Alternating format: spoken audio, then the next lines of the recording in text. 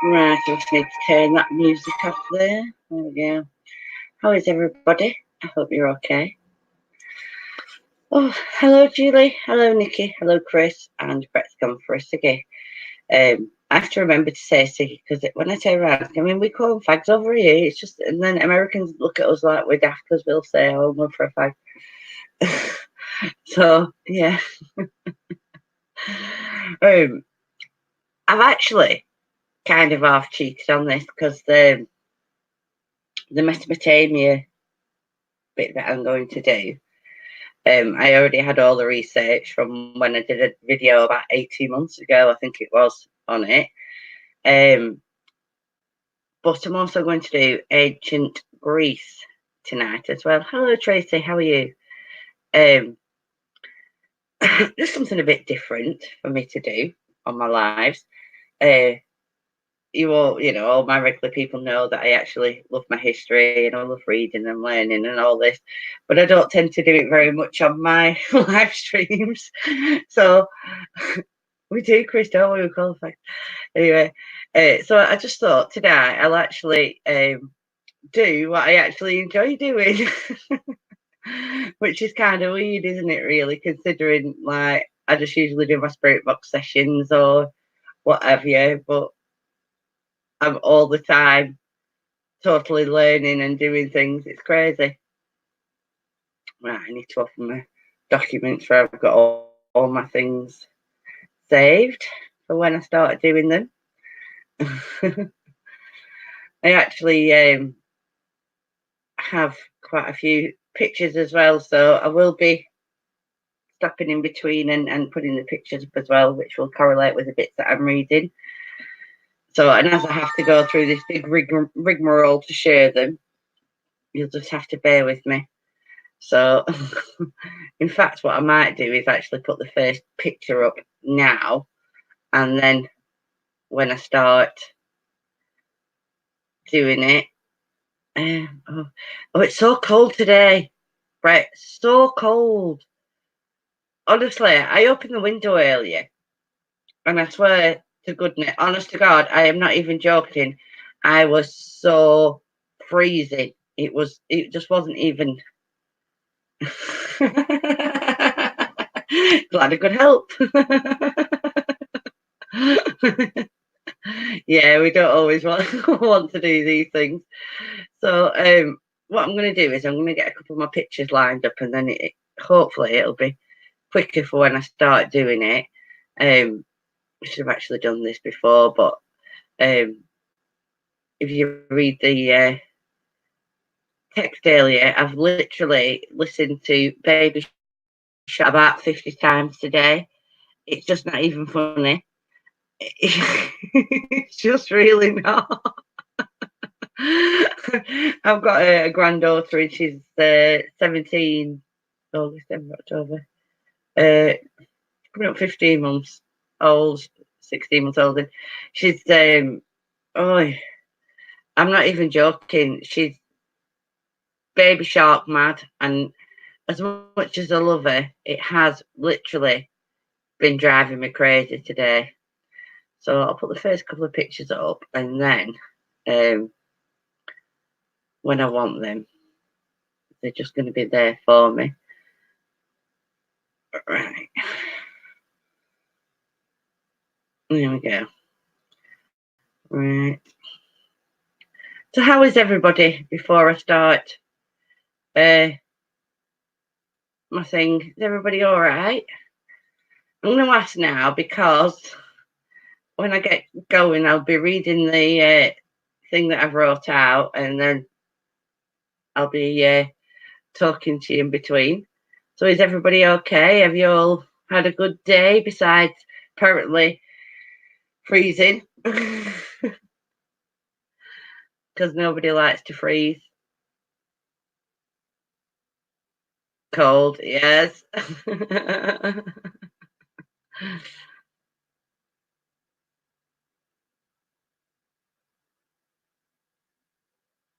I know, it's horrible that this weather. It's just bleeding awful.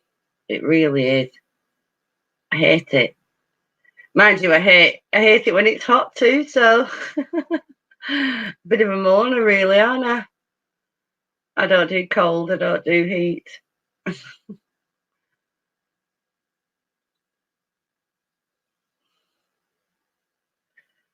Oh, Julie's had a good day. That's good. Is it raining bad? Isn't it raining bad and flooding there? Yeah, but I mean, I live in Preston. Preston always rains. So it's kind of like just a thing here. But yeah, the rest of the country's been getting it pretty bad. I think we've had some flooding. I'm not sure, maybe Derbyshire. I think I might have read. Freezer what sits off a brass monkey, Chris. Can't be Chris, that is.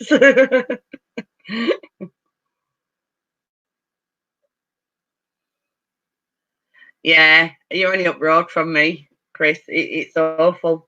I mean, it's only about 15 miles away from me. It's got awful.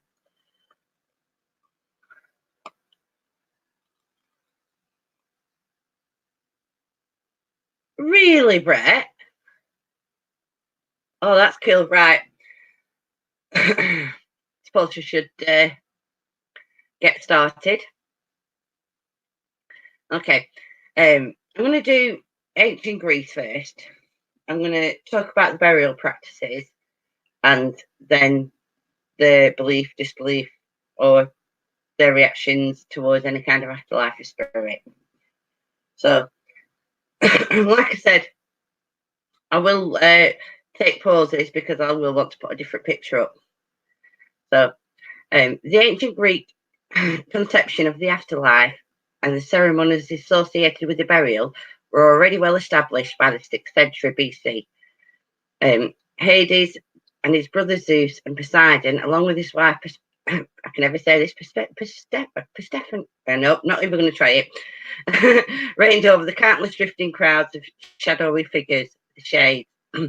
Of all those who had died, it was not a happy place. Indeed, the ghost of the great hero Achilles told Aeneas that he would rather be a poor serf on earth than the lord of all the dead of the underworld. The Greeks believed that at the moment of death, the psyche or spirit left the body and a little puff of wind was emitted. The deceased was then prepared for burial according to the time-honoured rituals. Okay, so I'm going to put up my next picture.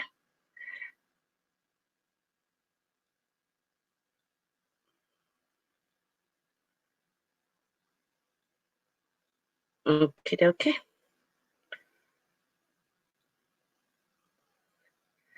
It was very important, and they believed necessary to have a proper burial. It was said that the omission of the burial rites is an insult to human dignity. Relatives of the deceased, primarily women, conducted the elaborate burial rites that were customarily in 3 parts: the laying out of the body, the funeral procession, and the interment of the body or cremated remains of the deceased.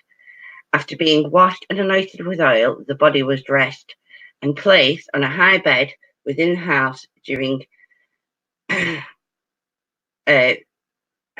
placed on a high bed within the house. Relatives and friends came to mourn and to pay their respects. Okay, now we're going to get on to the afterlife part. So again, I'm going to have a pause for a second, and we're going to change the picture. Oh, pause the area. I can hear my granddaughter crying. I mean, my mum's with this, so okay.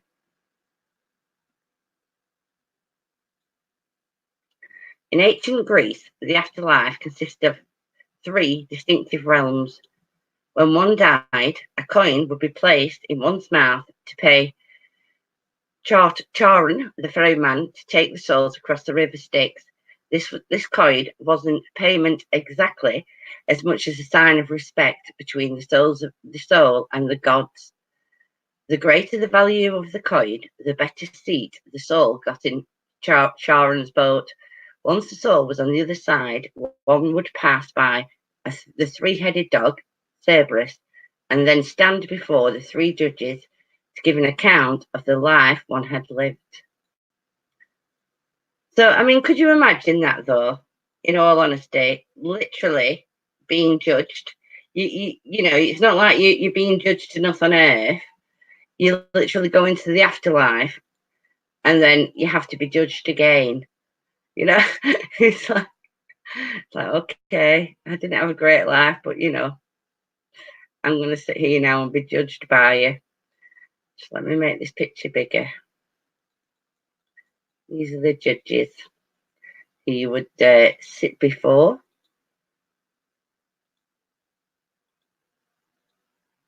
There you go.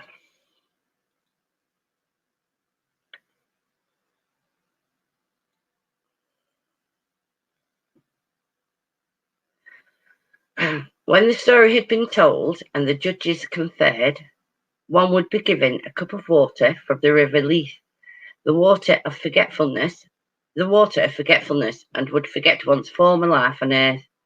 The judges would then assign the soul a location. If you had been a good warrior and who had died in battle, you went to the Ursuline fields, which was paradise. If you had been a good person, you went to the plain of Apostle, also pleasant. If you had been a bad person, then you went to the darkness of Tartarus, wherein a soul remained until it had atoned for its sins in its living life.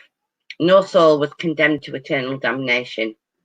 The soul in Tartarus could become elevated to the plane of Apostle in time, as it is in the culture of Mesopotamia, Egypt, souls were not expected to return to Earth for any reason, but sometimes they did. This same basic thing was adopted by the Roman culture, who held a much more deep-seated belief in gods and ghosts than Greeks.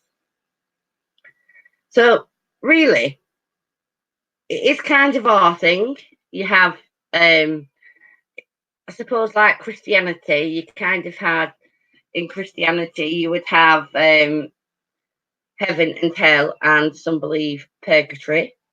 It's kind of the same with the ancient Greek religion. So I'm not sure about those who die in battle getting the best places, really. That kind of threw me a bit. I mean, why would people who die in battle get the best places? It's kind of strange and weird, that, to me. Um, I would assume if you lived a good life and didn't kill people at all, then that would get you to the better place. Not actually, hey, I'm a warrior and I'm going to go out and kill people. Why would that get you to a better place than being a decent person? I mean, I'm assuming, although I didn't find anything about it, that, you know, murder was still wrong, you know, and killing people was still wrong, even back then, you know. Maybe they considered them a protector. Who knows? Yeah, maybe they did. I don't know. But it's still kind of strange because it's still violence, isn't it? No matter how you want to look at it, it's still violence and still killing and hurting people. You know, you can't just forget that, or I wouldn't have thought, you know, it was acceptable to just forget that, you know. And what about the ferryman? What about paying him?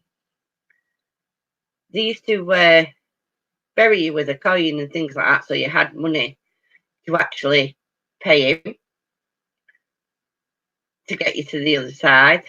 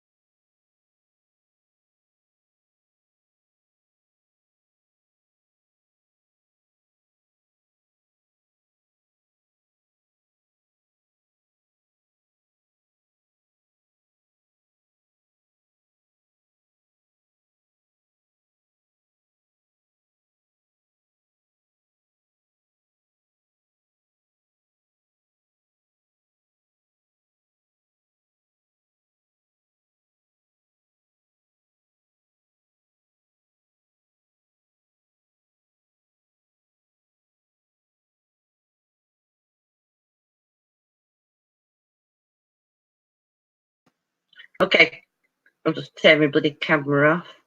Can you hear me now? Now? I've just literally reset it all, so can you hear me?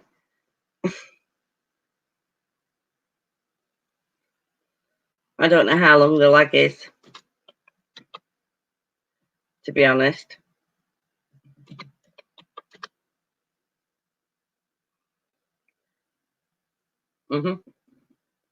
I literally had to refresh the page and jump back in then. Yeah, so in Christianity, they actually believe that nothing human comes back. So you can kind of see the heart, harking back to the Greek religions when they say that, because the Greek give you the waters, make you drink it, to forget your human life. So if you forgot it, you've no real chance of coming back. Do you understand what I mean? If you actually forget your human life, you can't come back because you don't know you've had it. So maybe that's kind of where part in Christianity got there is no human spirits who come back. I don't know, but it seems quite obvious to me. It's a good correlation there. And that's where they would get it from. Hi, Tracy. Yeah, and I kind of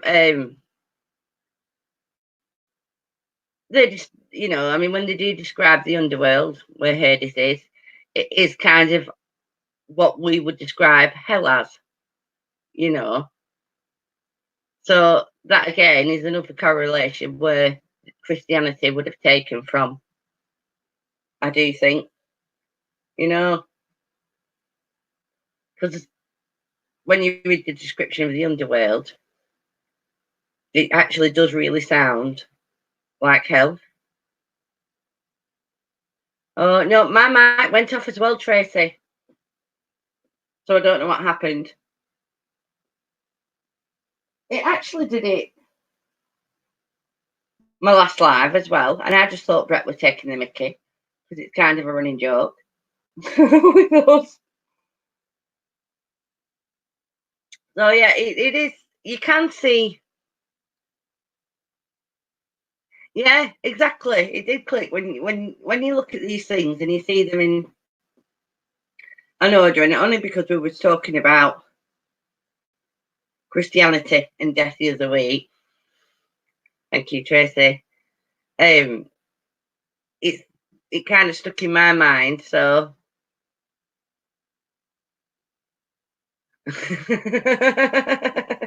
I know. Yeah, it did it last week though, didn't it? Which was really strange. Hey, Becky love, it did it last week as well. So I don't know what that was. Haven't got a clue what that were all about. Right, just shut that document. I absolutely kind of adore Mesopotamia. I really do. It's one of those, and I don't even know why, and I don't even know why I click with it, or why I think it's that good. But for some reason, I kind of just, I can remember 18 months ago, something like that. So I did have a lot of my research on this anyway, still on my computer, that I'd saved. So it's, I was quite lucky really that I still had it.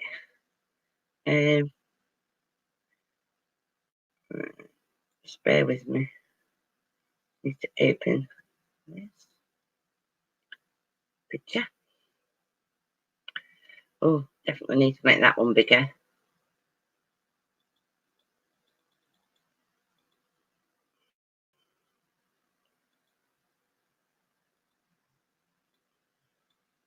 Okay, so I'll just pop this up before I start, and then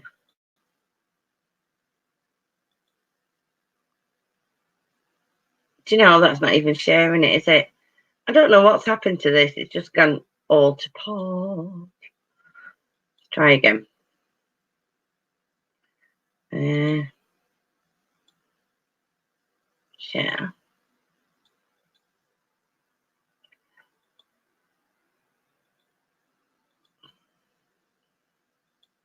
Right there. Okay. Yeah, so it's this one is the one that I actually really love more. It's I don't know. I don't like I said. I just kind of get it. So in Mesopotamian culture, death was the final act of life from which there was no return. So you're kind of getting again where maybe the ancient Greeks got it from, that you can't come back. The land of the dead was known by many names. Among them was Irikala, the realm beneath the earth, known as the land of no return, where souls of the dead dwelt in a dreary darkness, fed off dirt and sipped mud from puddles. Which is kind of like, okay, that's a little harsh. And, that's, remember when I say this, that isn't a good, a bad, or ugly kind of situation. That isn't, if you were good, you went here, and if you were bad, you went here, or if you're a warrior, you went here. This is kind of like everybody went to this place. There were no ifs, ands, buts, and maybes. So a little harsh. This existence was the final end for all the living, no matter how great or poor a life they had lived. And it was ruled over by a dark queen. No soul was permitted to leave Irikala for any reason, not even a goddess. And this was told in the poem of the Descent of Iniana, in which the Queen of Heaven must find a substitute to take her place once she ascends back to the world of the living. Special dispensations, however, was given to the souls who needed to complete some kind of mission. Ghosts could appear to people on Earth if it was thought that they needed to right some kind of wrong. So again, this is coming from Mesopotamia. How many times do we hear people say that a ghost or a spirit has come back because they need to complete something, they need to finish something? That isn't from Christianity. It's well back, it's Mesopotamia. That's where that has actually come from. We hear it time and time again, different people, whether they're on the TV or YouTube, think, have come up with this thing, maybe they need to do a task or complete a task before they come back. Not Christianity. It's actually the Mesopotamian culture. These appearances usually manifest themselves in some kind of sickness amongst the living. The dead, especially dead relatives, might also trouble the living, particularly if a family obligation to supply offerings to the dead were neglected. So again, this is another place where we take flowers to the graveyard or cemetery or crematorium, wherever we are. We usually lay flowers and things like that down. It actually comes again from Mesopotamia. Especially likely to return to trouble the living were ghosts of a person who died an unnatural death or who were not properly buried. For example, death by drowning or death on a battlefield. You could, if you died by drowning, I don't know why drowning. I haven't got a clue. I mean, one of you may have a clue, but if you drowned, who died on a battlefield, you were more likely to return.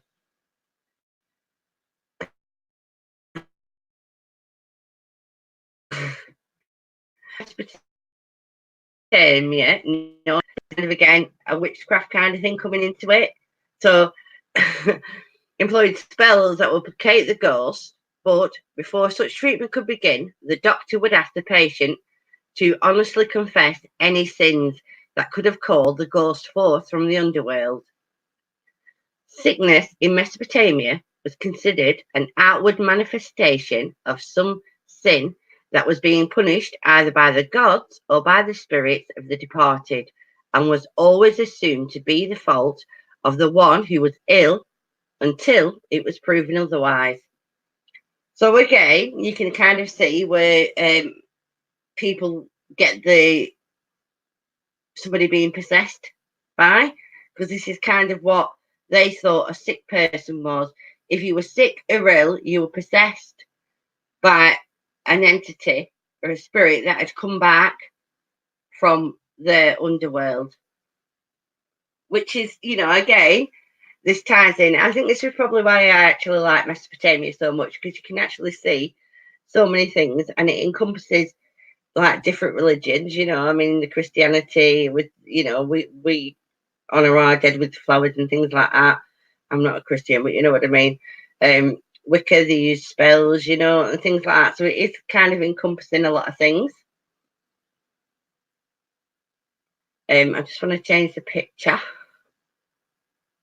A picture.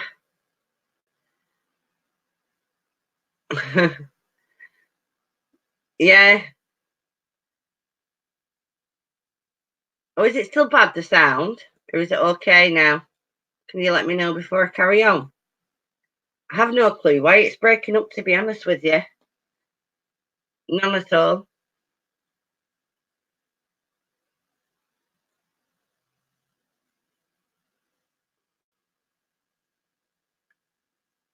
If you let me know. While I'm fiddling with the picture.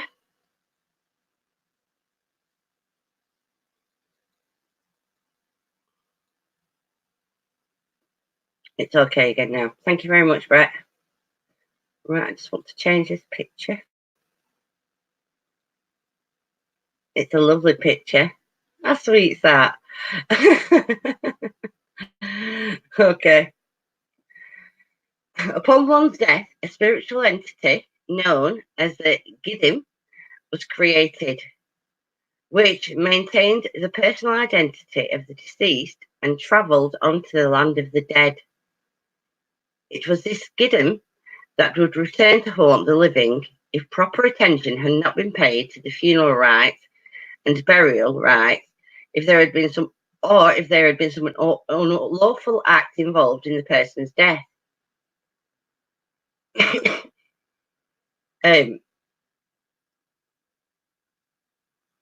Sometimes, though, the Gidim could mysteriously and mischievously slip out of Irakala for a visit to Earth, where they would harass the living for no good reason. These spirits would be punished by the sun god, Shamash, by having their funerary offerings taken from them and awarded to Gidim, who had no one to remember them on Earth, and so no one to provide them with offerings for their continued existence. So what the offerings did, whether they were putting food or water or other kinds of drinks down or trinkets or whatever, they believed that the continued usage of these offerings, like we would put flowers down, kept their spirits alive, kept their ghosts alive, so they could continue to live on in their afterlife. Although there were records of loved ones returning from the afterlife with warnings or advice, most of the ghosts of Mesopotamia were unwelcome guests who were sent back to their realm through the use of charms, amulets, prayers, or even exorcism. Hi, Gillian. How are you?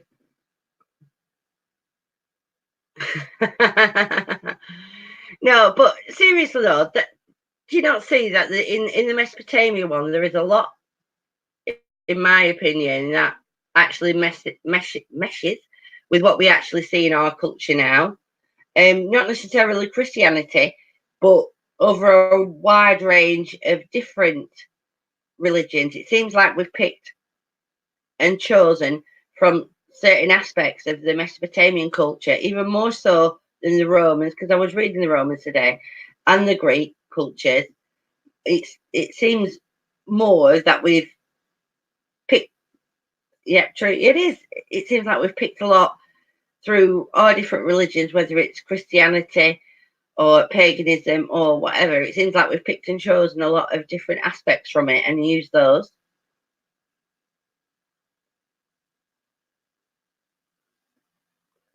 But it is.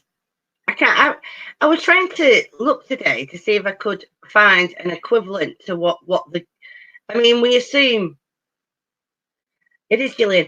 We assume that the Gidim is a ghost or a spirit or something like that, which that's what the kind of layers to believe. But the name's so different, and I was trying to see if I could find an, you know,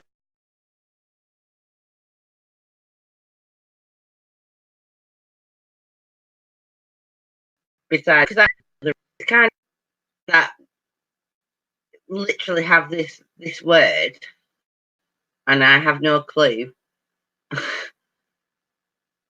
I know what it means because of the context of it, but its concept for it, I've never seen. And considering a lot of the other aspects, considering a lot of the other aspects of the way we treat the dead, the way we assume there's an afterlife, and things like that, actually come from there. We that word, I can't find anywhere else.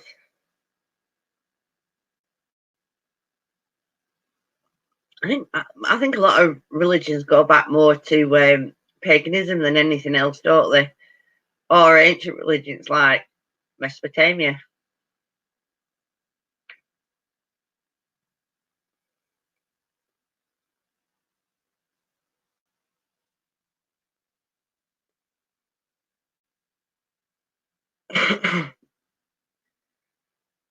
Yeah, I think I'll do. I was looking as well. I might do Roman, but Roman is quite similar to the Greek one I did.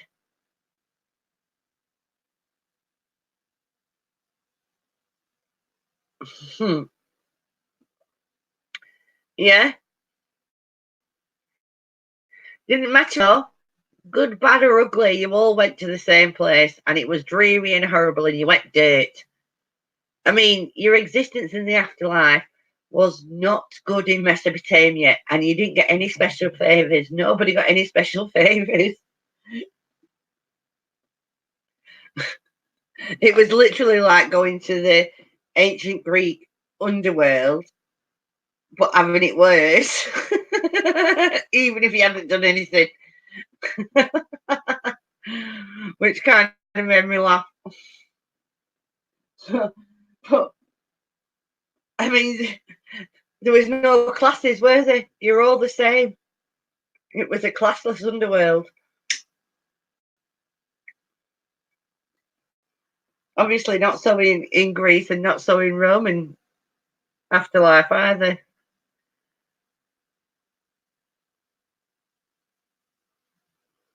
It was there in like 1030, something like that, AD. And it was him who decided that celibacy. Well, I think it was 1030. Don't quote me on that, but it was around there, 1030 AD. And it was him who decided that celibacy was the way to go. There's nothing in the Bible about it. At the end of the day, they want you to procreate in the Bible, and they didn't mention anything about priests being celibate or anything like that.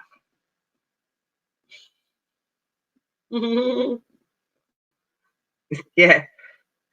And Gillian, I don't even know where I just plucked the 1030 out of, but it sounds about right. But yeah,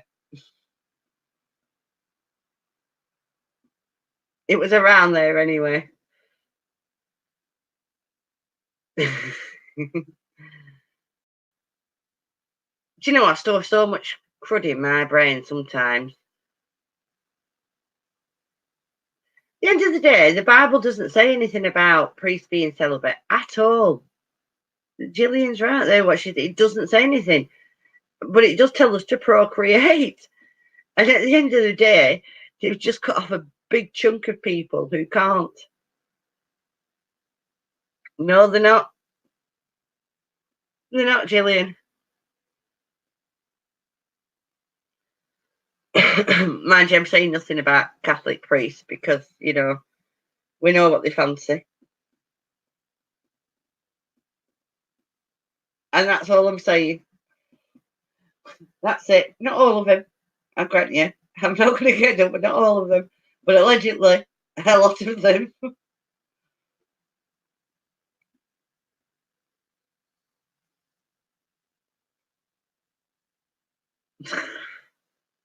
Punk taught a man how to treat his sister properly, I think. The whole sausage thing threw me off the story. Totally lost me there. Don't worry about it, Gillian. You don't. It's not. You're not going to get blocked. It's just Streamlabs. My mum went to a convent school as well, Gillian, in Ireland, in the 40s and into the 50s, and they used to get beat crud out of. Honest to God, they used to beat them senseless. It was absolutely crazy. And if you went home and told your parents, you used to get beaten off your parents as well. Angela's Ashes, oh my God, that film. I'm not soft me, but I nearly cried. You need to watch it. The book's good too, but you need to watch the film.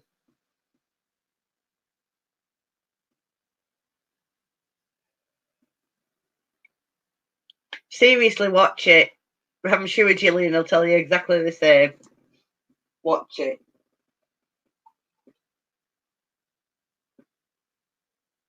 It's absolutely fascinating and scary and sad and a look into life, you know. Life through the looking glass, as they say.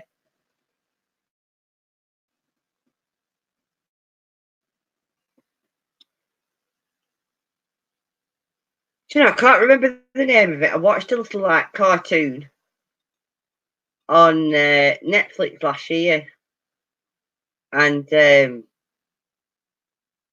can't remember. I think her name was Angela. It was set in Ireland. It was a little cartoon thing about she takes the baby Jesus out of the nativity scene because the baby's she thinks is cold.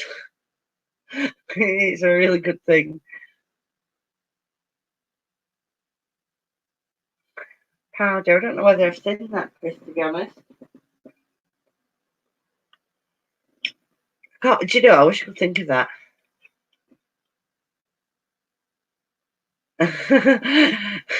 Oh, I bet you did. Jesus. Do you know, my other half's left-handed. My mum, my daughter's ambidextrous, Chloe, and my brother were, but they'll write with the right hand, but everything else they'll do left-handed. And I can remember my mum keep like forcing Chloe to eat with a knife and fork. I'm a right-handed person, and I used to say to her, "Leave her alone. She's only doing what's comfortable to her." But it was drilled into them that the left-handed person had negative connotations about them through Christianity. Supposed to be like, you know, Satan's child and all this if you're left-handed.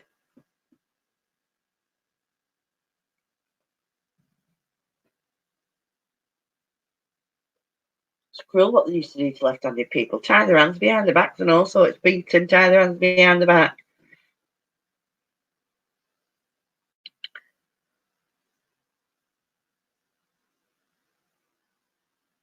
All right, okay. I will. Do you know the name of it? Was it just called that? That's what I wanted to put up. How so many does.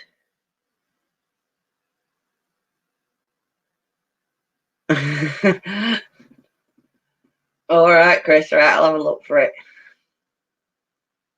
Is that what it's called, that, Gillian? I was just going to see because other people just call. No, Gillian's one. Chris, I'll have a look at yours, Chris Powder. I can remember that.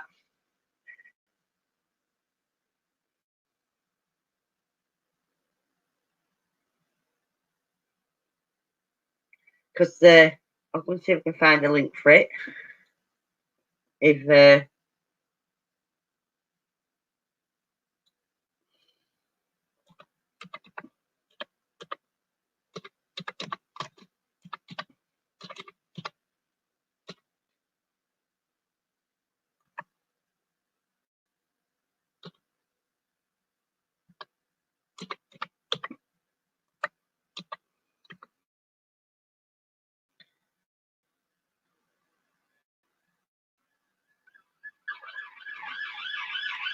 well, can you hear that?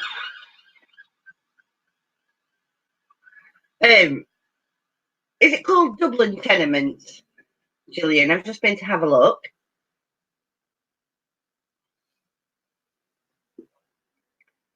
I just went to have a look. Is it called Dublin Tenements?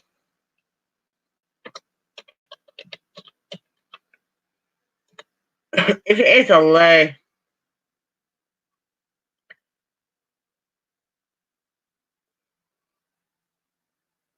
Oh, Julie's watched it.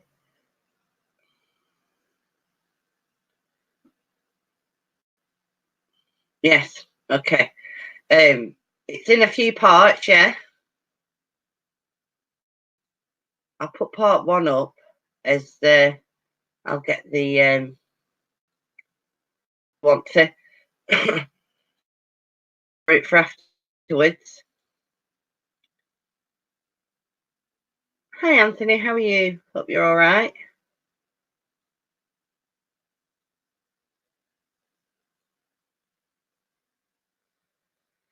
I think that's the one, Gillian. Right, that's the link to the first one. If people are interested. I'm all right, Anthony. You've missed me doing me ancient Greece bit and everything. We're just having a chat now. I did Mesopotamia and ancient Greece.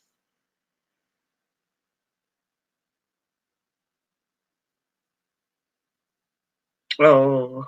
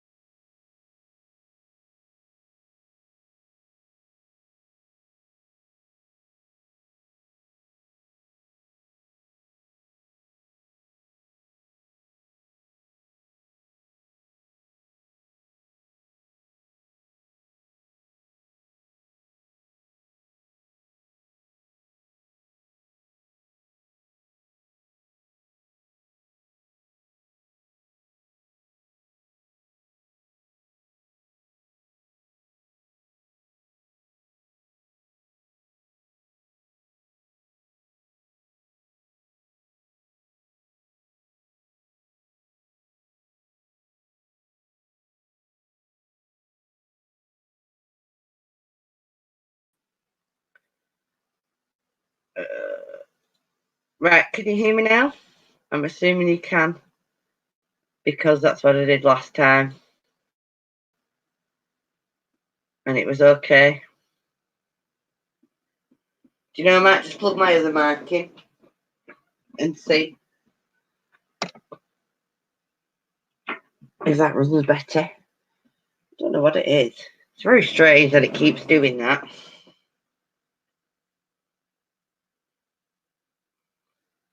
What I'll do is, if it goes off again, I'll plug my other mic in, then I can just switch over to that and see if that works or not then.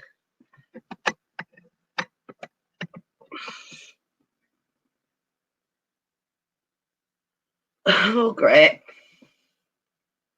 You've got no points, Gillian.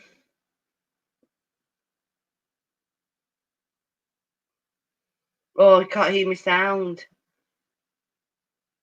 Hold on. I don't know what it is with this lately.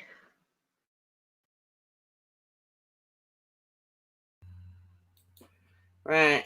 Can you hear me now? Might be a bit quieter, this one, but can you hear me?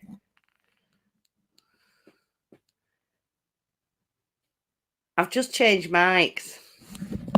I've changed my microphone, so maybe you can hear me now. Looks like it's working because the thing's going up and everything.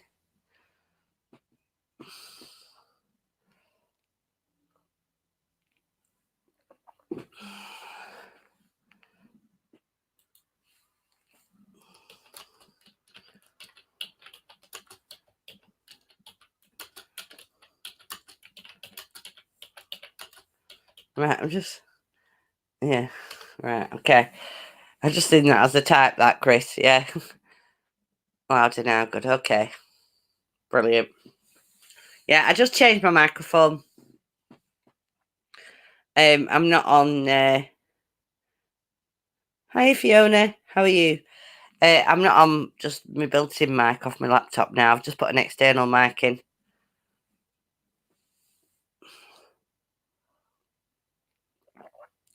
I have absolutely no clue, Gillian, why that keeps happening. Something I'll have to look into.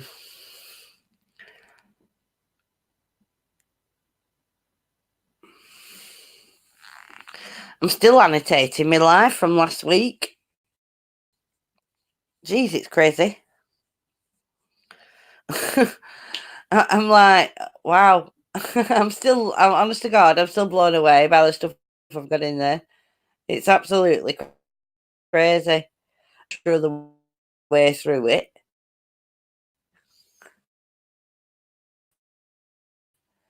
So that's like, I don't know how long it's going to take me. You know, you don't know social media. Oh, thank you, Fiona. That's very sweet of you. Yeah, having the granddaughter in the house, you know, like I said to Chris at the start of this, I think I've listened to Baby Shark about 50 times today.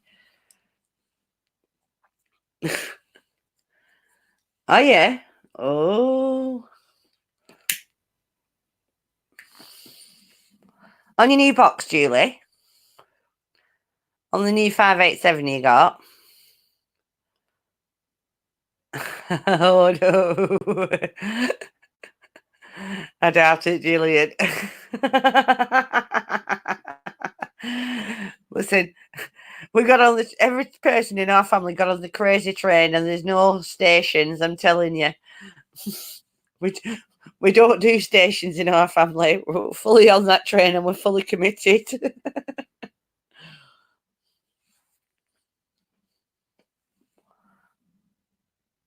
It's nice to meet you too, Fiona.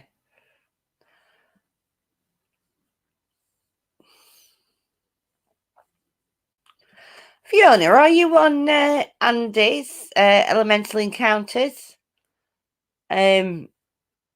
channel? Because if you believe in fairies, that's a great channel to be on.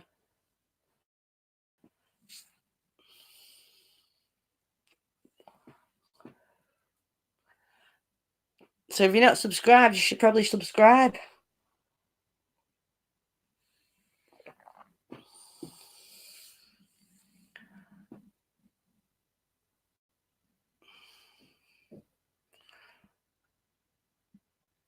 Right, so you did it on your new one.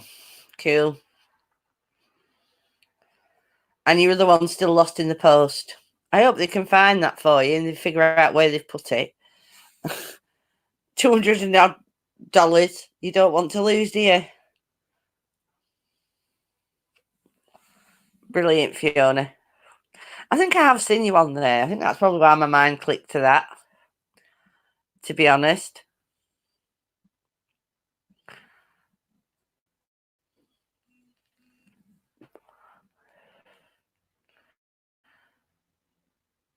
I always say, tell anybody who's interested more on that side to go and have a look at Andy's. It's really good. Got me more interested. I mean, I've always loved the stories and the legends and everything, but it did get me a lot more interested in it. I think it's just the way he does it, very down to earth and matter of fact. I like that. It's cool. Doesn't apologise for what he believes in, and no, should he? And I do enjoy that.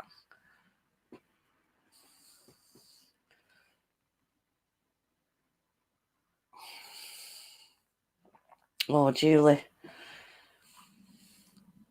I hope they find it, because you can't afford to lose a bloody 587 in the bloody post. Seriously, it's crazy.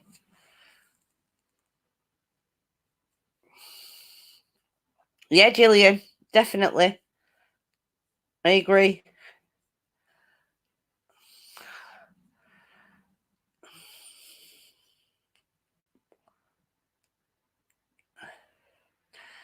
Where are you, Fiona? Are you in England, America?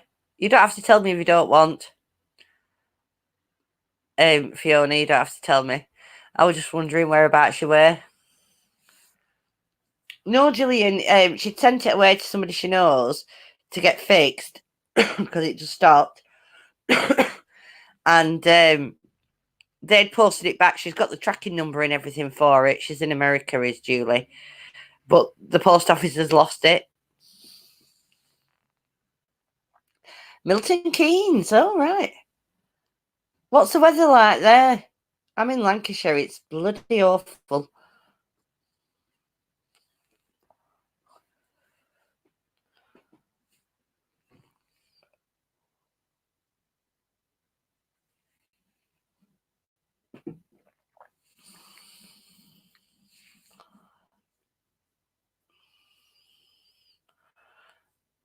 Yeah, not great weather here, Gillian, is it?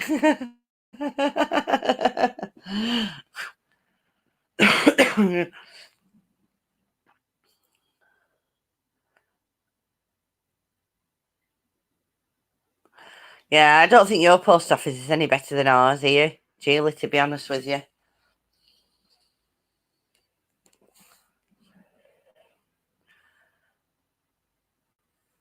They don't like admitting mistakes, but they don't give a monkey's uncle either.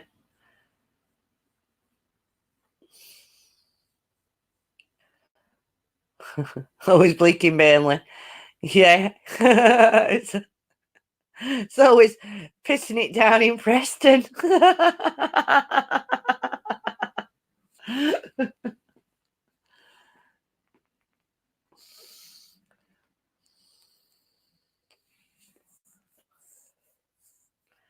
Well, when ours became privatised, it went to pot, Julie.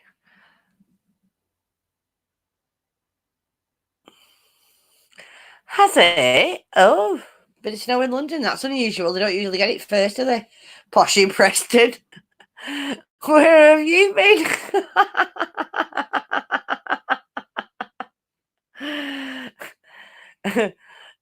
I'm going to word this nicely because I don't want to age restrict it. 2 people just got arrested yesterday, last Friday night, I'm not sure, Thursday night, for having a really good time with each other up against the wall of our Minster or cathedral or Minster. Two people were just arrested for, let's get it on. Ooh. Up against the Minster wall. So yeah, definitely not posh in Preston.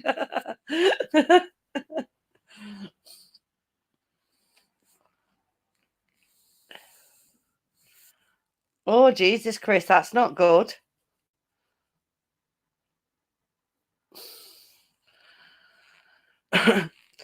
It brings a whole new meaning to it. Oh God, oh God, oh God, she really was preaching to the choir. At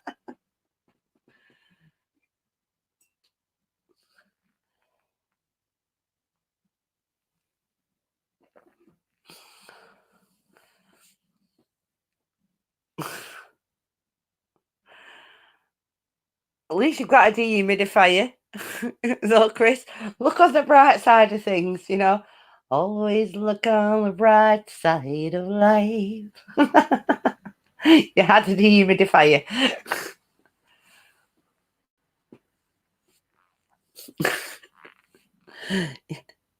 Yeah, that's how posh we are in Preston, Gillian.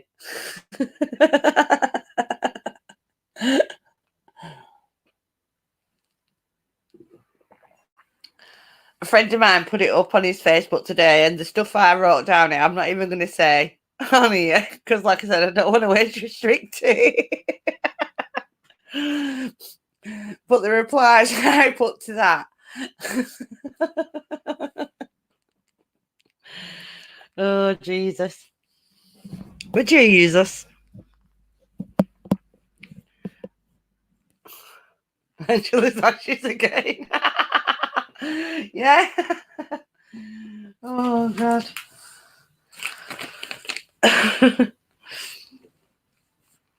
Oh, teasing my eyes. I mean, I'm not being funny, right? And I'm trying not to be rude about it. But how short can you get caught, right? How short can you get caught that, having sexual relations up against the cathedral wall seems like a good idea? I mean, seriously, how excited can you be? I don't. They walking past and just thought, oh, that seems like a good idea. I don't know. But seriously, that's what happened. Was he a picture? I don't know. Oh, Jesus, Gillian. Oh, dear. I don't know. Oh, I'm going to see if I can find the story. I've got to now. I'll put it up. Hang on. Oh.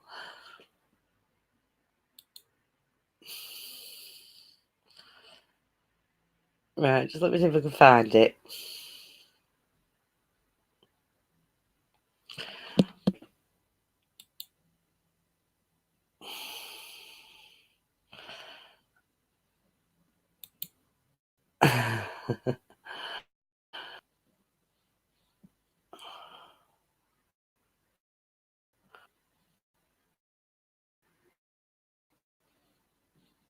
Hang on.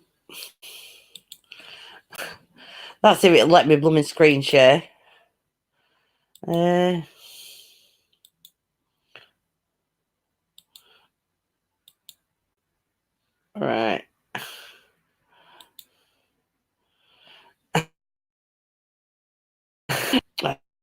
I'm glad you value privacy. I'll just clean my cookies off after. Right, so that's the headline. Look. So Minster.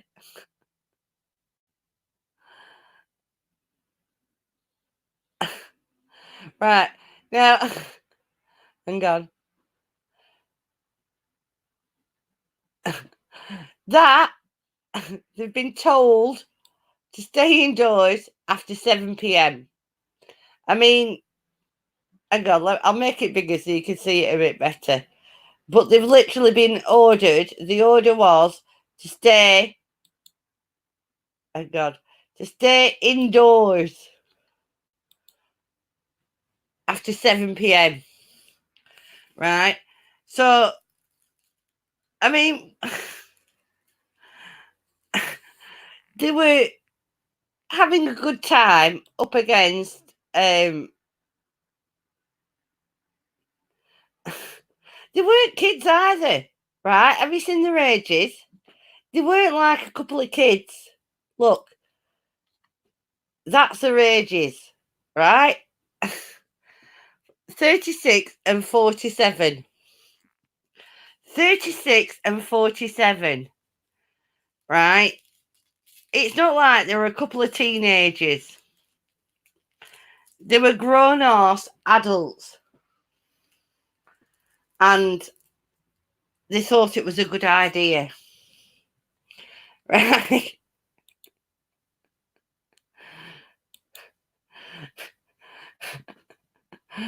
Williams, however, confessed to the amorous activity. Well, there you go. I mean, they pleaded guilty to outraging public decency. So,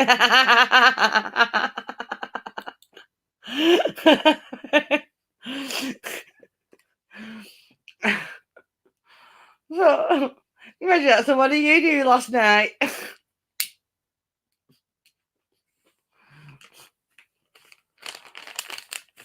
My lord. This is welcome to Preston. Have a nice day.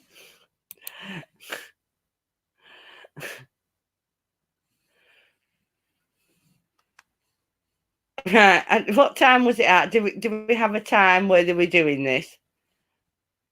I'm trying to look to see over time. Pedestrians pass by all the time.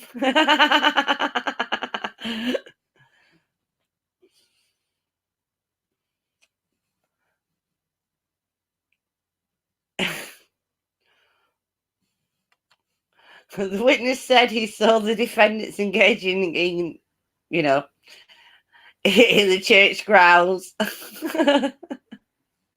He was outraged by this conduct and called the police. Oh my God. So it was early. Look, they were arrested at 7:30. Yeah, 7:30. And so if they're arrested at 7:30, you can guarantee it took the police at least 20 minutes to get there. So they were arrested at 7:30. So yeah, they were doing it, Chris, at 7 p.m. I mean, seriously.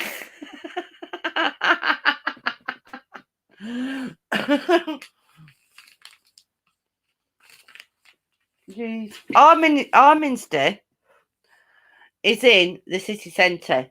It's on one of the main roads through the city centre, if not the main road, right? Through the city centre.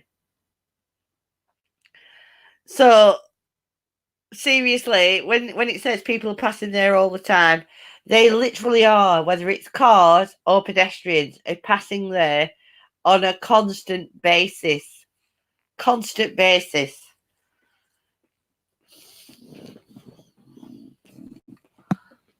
And you just don't, do you? They are both thoroughly ashamed of what they did. No, they're not. They're only mad because they got caught.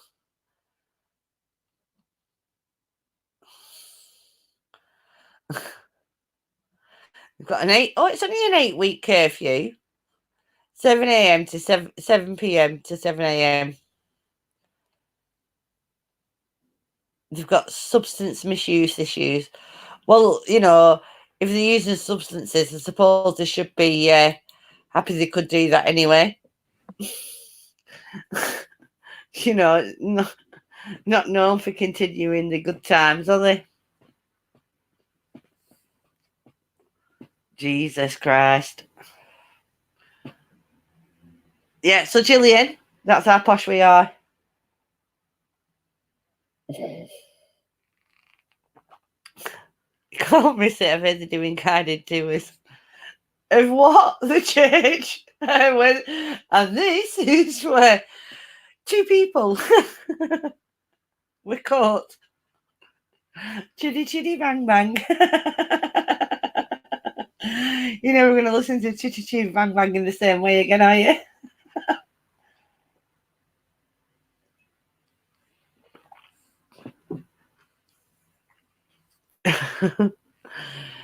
I can't honestly.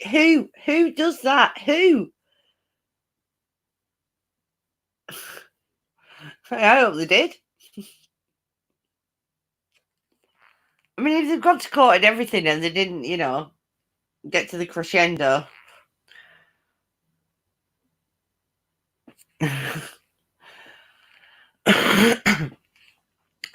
But yeah, that's how posh we are in Preston.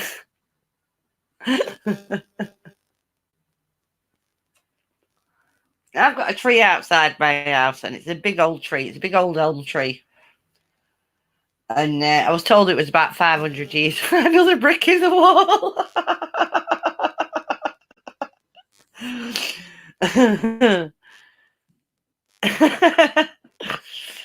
Oh, you need to stop it. I've got tears in my eyes. I'm trying not to cry laughing here.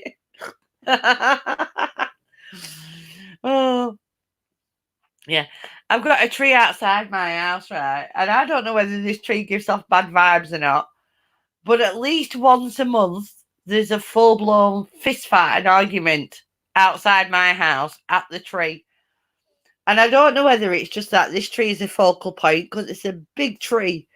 So I don't know whether it's just because the tree is a focal point or not. But every time they get to the tree and they're drunk coming home, they have a massive fight. And it's like, seriously, it's all the time, at least once a month. Drunk people coming home from the pub on a Friday, Saturday, Sunday night decide that's the place they need to smash up like and have a big kick off.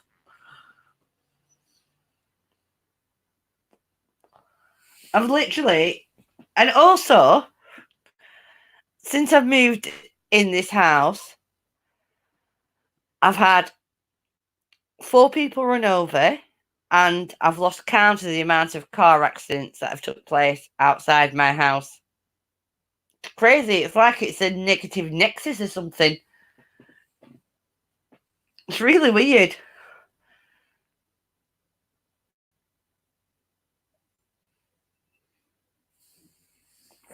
Yeah, bloody do. And it's like, I live near the football stadium, right? Near Preston North End football stadium, not far away from it. So they walk past my house and walk back from the football ground. So you get all these drunk supporters walking past to and from. And then they get to the tree and they stand there with their arms in the air singing football chants. And I'm like, seriously? I'm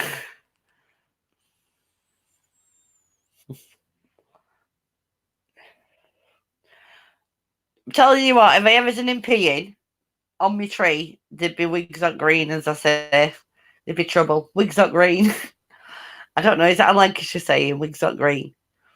It means there'd be trouble. I'd be kicking off.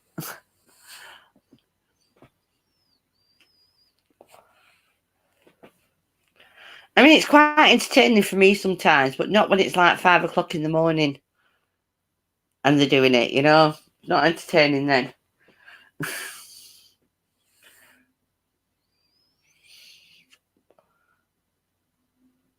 Stanley Matthews Way. No, I literally live near Deepdale.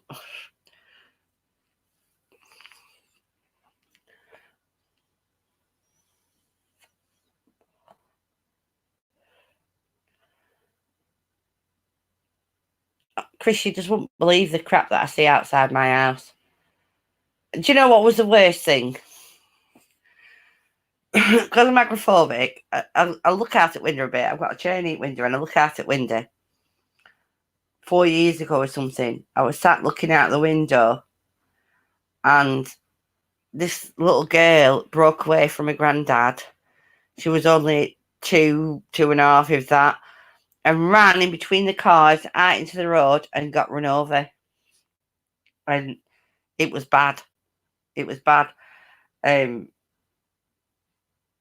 She did recover, but it took months. She was in hospital months. Her parents live across the road from me. And I saw the accident, and I saw the blood pooling around the body and everything. It was awful. And I gave a statement to police, but I mean, it literally wasn't the driver's fault, because the little kid run between two cars. I mean, she's not going to. A driver can't be expected to see a little 2-year-old running in between two cars out into the road. And my road's busy, constantly busy. It's like a main cut through Preston, and it's constantly busy. And poor baby, you know, but it was awful. Awful.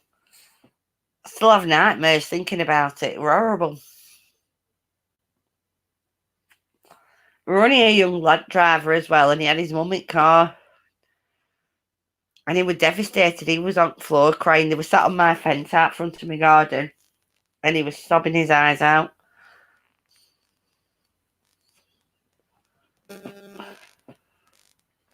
Luckily enough, she did recover, but she was in hospital months. Did a lot of damage.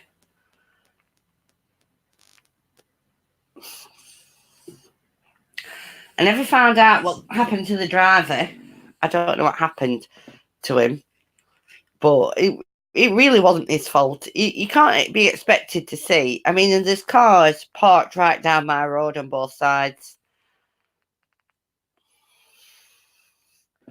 Yeah, I've been run over. Was that?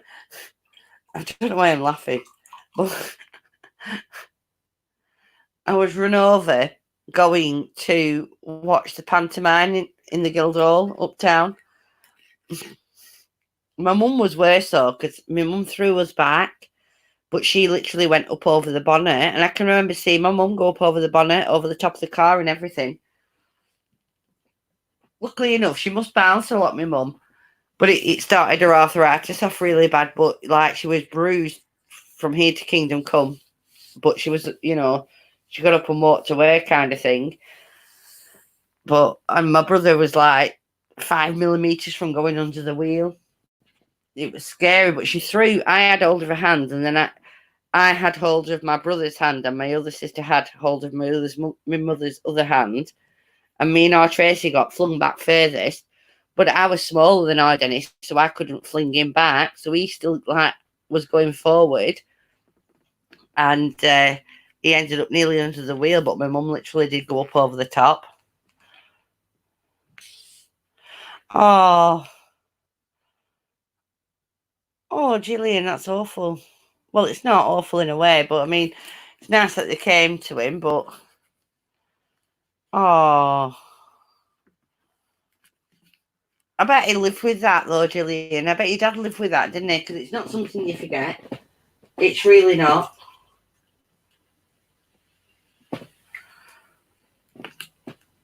I mean, I know that little girl got better. I don't know how I would have felt seeing it if she hadn't, you know. But I didn't think she were, when I first seen her, I didn't think she were with the blood everywhere and everything.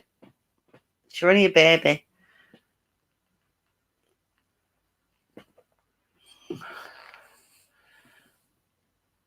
I can't imagine that.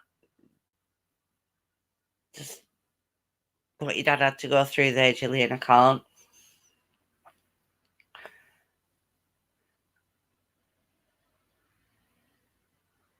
Yeah. Honestly, I can see him living with that for the rest of his life, because I'll never forget what I saw, you know. And as much as I know she was all right, I can still see the blood, you know.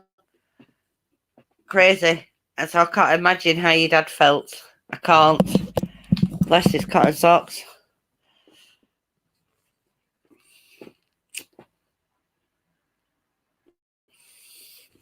So did he tell you what the children said to him when they came back? Do you know? I mean, you don't have to share, Gillian, at all. If you don't want to share, you don't have to share. That's totally up to you. I wouldn't make anybody tell me something they didn't want to.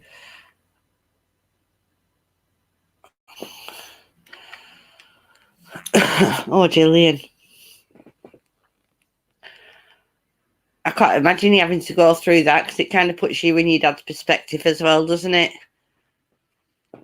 I don't know what it was like for you to read them.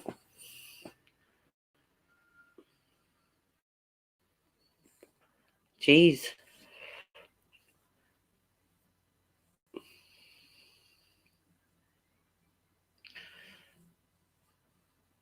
I mean, honestly, Gillian, you don't have to tell me what your dad said, the spirit said, if you know.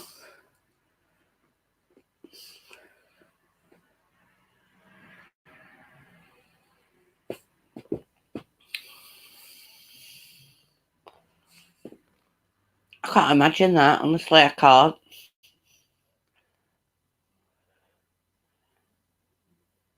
No, because yeah. Oh. Do you know though? Honest to God, right? My uncle died of cancer, and he'd been going to the doctors for 18 months more, saying he'd lost a lot of weight. He was 6'2", and he weighed about 19 stone, 19 stone, a big man, built like a brick outhouse. And he went down to 11 stone in 18 months. Kept saying he couldn't eat, kept saying his stomach was bad. And the doctor kept pulling him off, just saying, oh, it's because you've retired from work and you're looking after me. Auntie has had Huntington's disease, she's passed now. And, you know, kept putting him off. Anyway, he got to the point where he just like went and said, you need to send me somewhere. And when they went in, he had a scan and they seen a mass in his stomach. So they went, did exploratory surgery, you know, keyhole. And then they opened him up because they saw that what they thought it, you know, this mass, but they couldn't do anything about it. They literally didn't even bother stitching him back up. All they did is pad it out, and he come out of the theatre, and they said he's got days if he's lucky to live. And everybody was by his bedside, and before he passed, he literally looked up into the corner of the room and went, yeah, okay, I'm coming. And then not 30 seconds later, he died. You know, so I do think people who have these terminal illnesses, a pathways left open in some way, shape or form. You know, they're literally straddling life and death, aren't they? So I do believe they can have an insight more than what we have.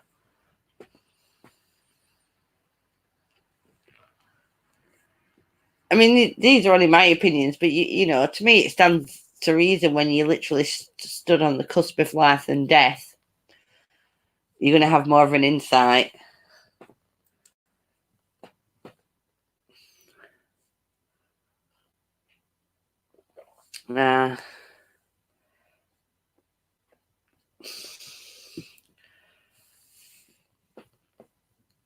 How scary it must have been for him, though, to have to live through that. With that knowledge as well, you know. I can't imagine that. I can't.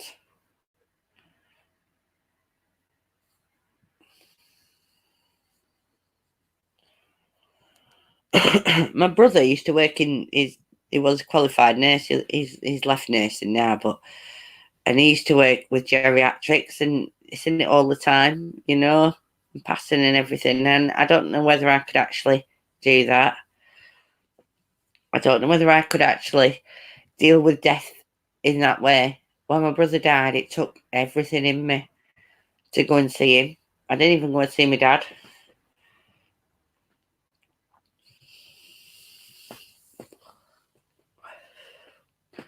Yeah. Yeah, Chris. Could be. I do think they have an understanding that we'll never have until we're in that situation. You know.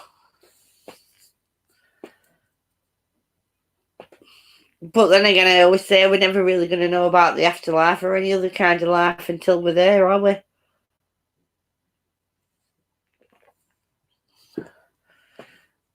I kind of think I'm going to go out with more questions than I have answers, but I've resigned myself to that. I'm good. I just enjoy the research and looking at things and using my spirit box. And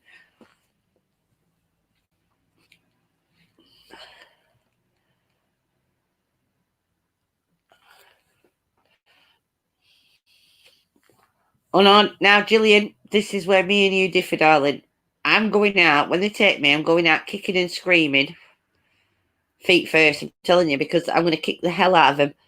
I'm not going easy. I don't want to die. I know I can't become an omnipotent, but if I could and the option was there. It sounds really bad, but I am literally a suicide survivor. I've seriously twice tried to take my own life and spent long periods of time recovering.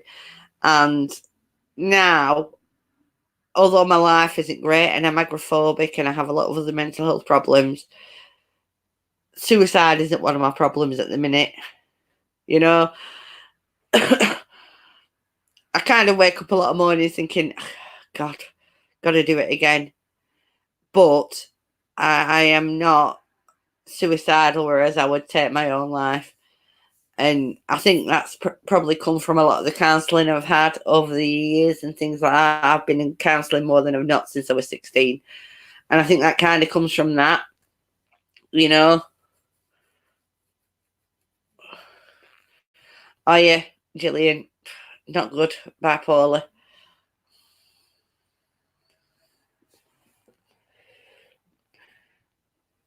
I would say,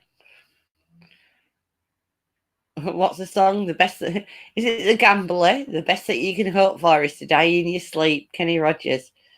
The Gambler, the best that you can hope for is to die in your sleep.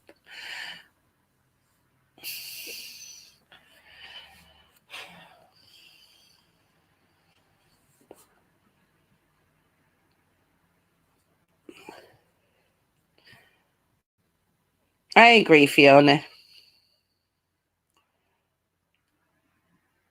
Thing is, it doesn't often work out like that unless you're of a good old ripe age. Most of us go out with a cause, don't we? Whether it's cancer or some other illness.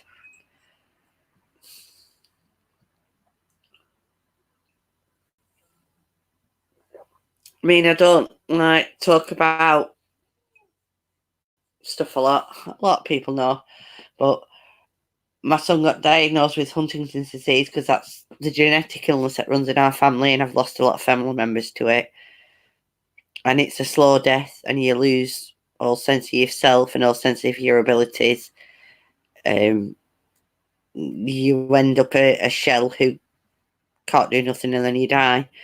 And my son got diagnosed with the gene a couple of months ago. Now, if he has the gene, there's only one place he got it from, and that's me. So, although neither of us are really developing any symptoms at the minute, we do carry the gene and likely to develop symptoms. The only bonus I have at the minute, and the only thing I kind of hold on to, is that my dad was in his 60s before he started developing symptoms, which is really late because they say between 35 and 55. But my dad was into his 60s and he was 70. And I kind of think if that happens to me that way, I'm going to be kind of okay with it. But they do say Huntington's is probably one of the worst genetic illnesses around. It's a slow, horrible, agonising, humiliating to yourself while you still have the nows, because eventually that goes as well. You know, it's degrading, it's horrible.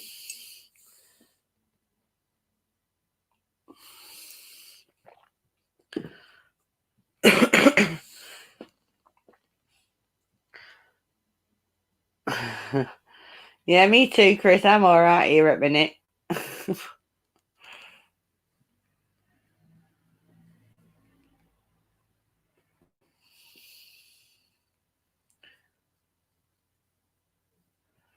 Like I said, at this moment in time, they can take me out kicking and screaming.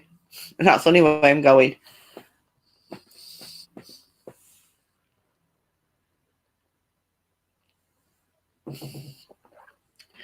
Do you know, Fiona, and I appreciate that, I do, you know, but it's not something we haven't known about for a long time in our family. The geneticists just turned up at my mum's door one day in 86, I think it was, 87. Just literally rocked up at her door one day and said, are you related to the, you know, my maiden name in this place, and this is the tree, you know, this is the disease that runs through them, and started like pulling out like a family tree of all these people, and we were like, what? Because of the branches of the family that we weren't really associated with, you know, like second, third cousins and things like that. And they tracked everybody down.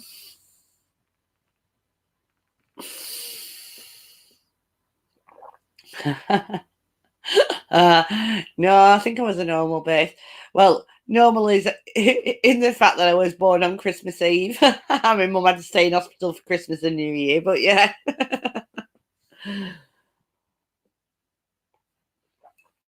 I was also £10 when I was born, so that couldn't have been easy.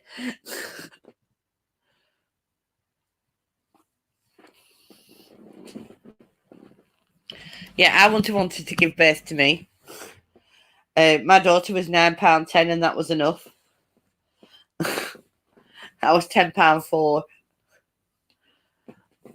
I'll tell you what, though, my nan, God save us, my nan was 42 when she had my Uncle Thomas.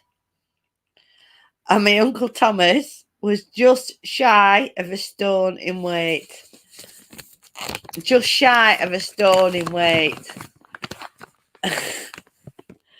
Can you imagine at 42 having a baby that was more or less a stone in weight?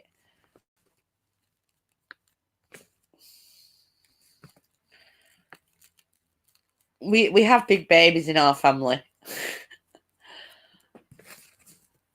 My smallest was, get this, I have got 3 children. My lightest child was 6 weeks premature. It was 6 weeks premature, and he was still £7.6. But Gillian, were they nearly a stone in weight? Could you imagine popping out a baby nearly a stone in weight? Yeah, my son was premature with Grace, but he was still £7.6. But it was really weird because he had all the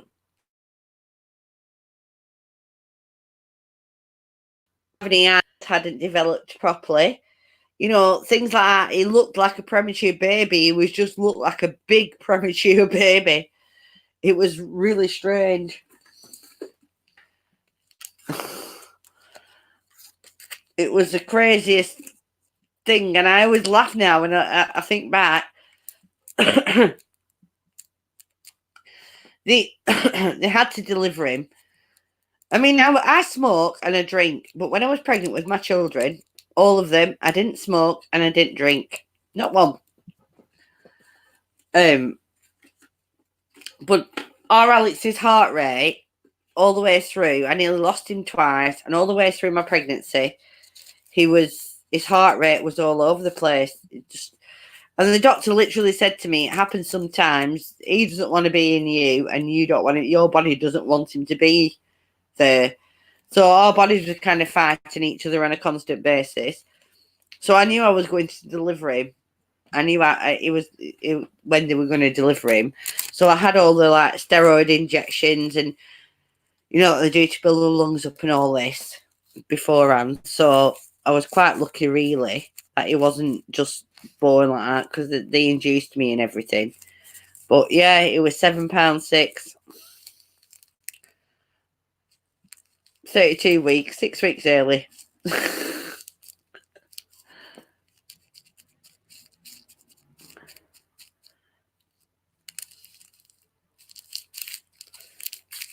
Yeah, my mum's smallest baby was breech. The first child was breech, and she was £8.10 on Caroline. Like I said, we just don't do little babies.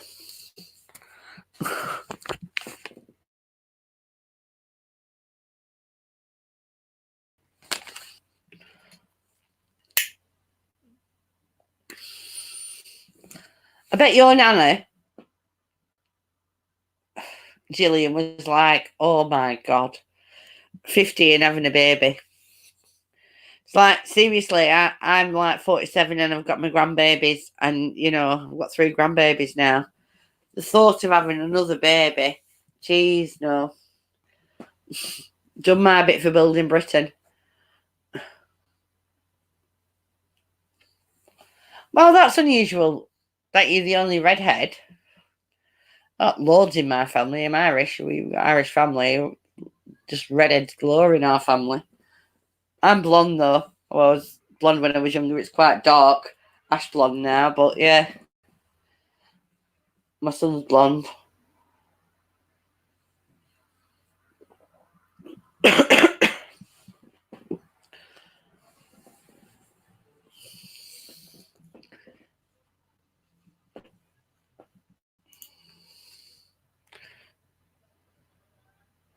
Wow. I mean, there's 12 years between my two, but bloody hell. Mind you, I've got a half brother, but it's my dad, and you know how men can, carry on and on and on. But like the Energizer Bunny. And it's my dad's son to his second wife, so my half brother, and he's 21 years younger than me. But not full brother and sister. That's crazy. Wow.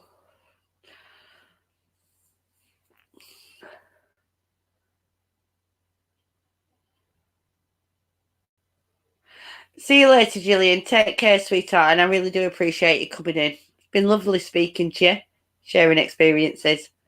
Take care of yourself. Yeah, I'm not staying on much longer. I just wanted to do my thing tonight with the ancient things, and I'll be doing some more of them, I think, in the future. I should actually put my research. I do enjoy doing my spirit box, but I actually research all sorts and look into all sorts, so I should actually do more of that.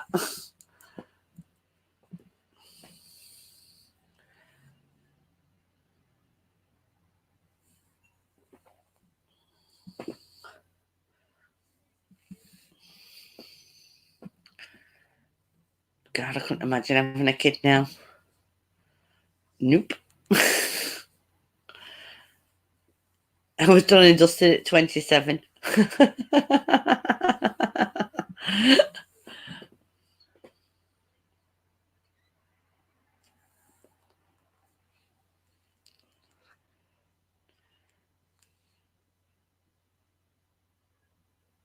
Is birth is feastful as death? Sorry, Chris, I just seen that. What a good question. I don't know. Here's my answer. I can't remember being born. But you can imagine that it's got to be traumatic to a degree, haven't you? Then again, you've got to understand that as soon as they're born, you know, they're in the mother's arms and feeding and all that love and everything else, you know, and the voice that they've heard for 9 months is there. And so I don't know. Well, that's a good question. I don't suppose anybody's going to know unless they can remember coming down the birth canal. But Crazy, but cool.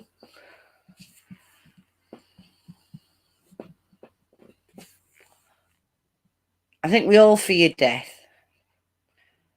And we do. And rightly so to a degree.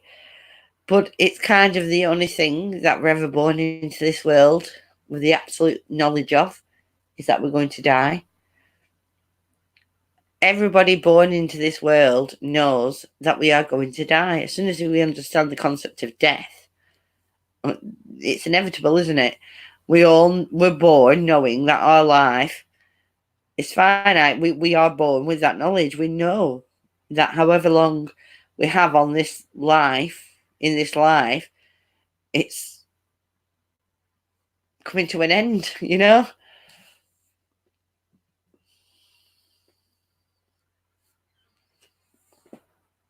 Which is sad and crazy all at the same time, but death and taxes, my friends, death and taxes.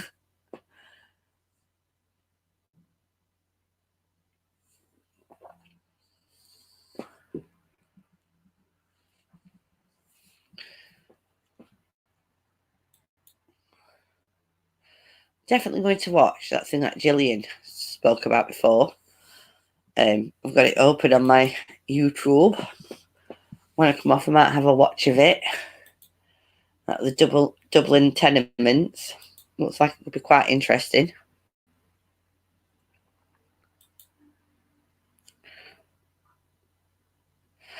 Obviously, being Irish, I like things that are anything to do with the Irish. Even though I was born here.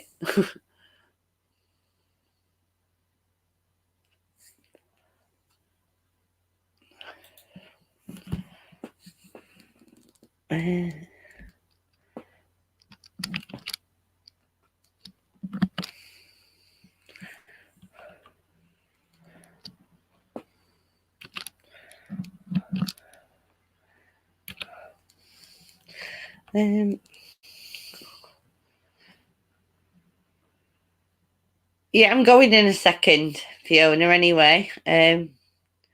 Oh, thank you, sweetheart.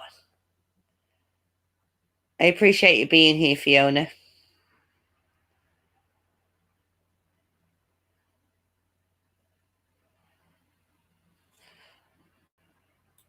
Right, I'm just going to read this again, Chris, because I've just read it once and I was like, what?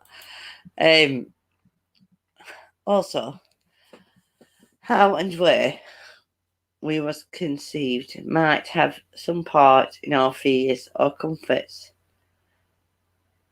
Born in water or around beeping machines.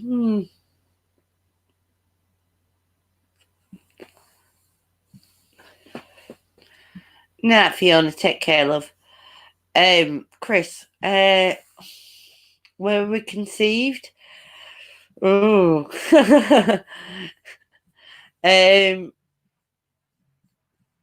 I'm saying nothing on that part.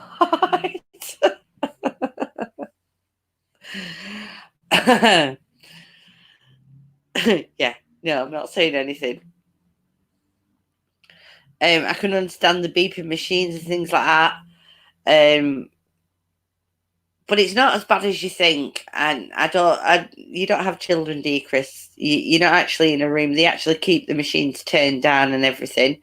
So unless you're in a situation where the birth is fraught with some kind of situation or dangers or hazards or things like that, it is quite a relaxed environment.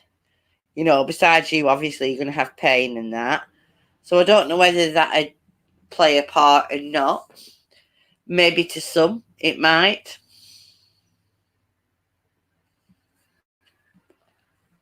But I don't know, because I mean, you get people who are born in the car or ambulance on the way to a hospital or what have you.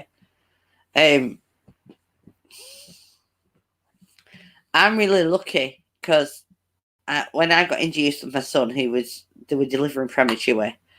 I'd been induced, and I was actually in the bath, and it was a good job I got out of the bath when I did, because when I got out of the bath, I didn't feel them in the bath. Had an absolutely massive contraction, and that was at 12 o'clock. My sister chucked me in a wheelchair that she found, and I was back on the bed at 3 minutes past 12 in the delivery room, and my son was born at 8 minutes past 12. So his birth was very quick, very fraught, and very unexpected that quick, shall we say. I literally went from 0 to hero.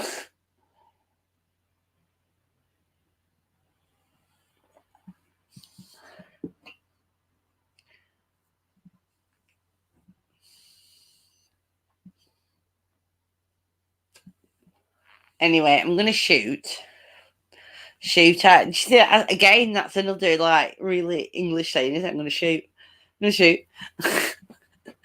I'm going to go.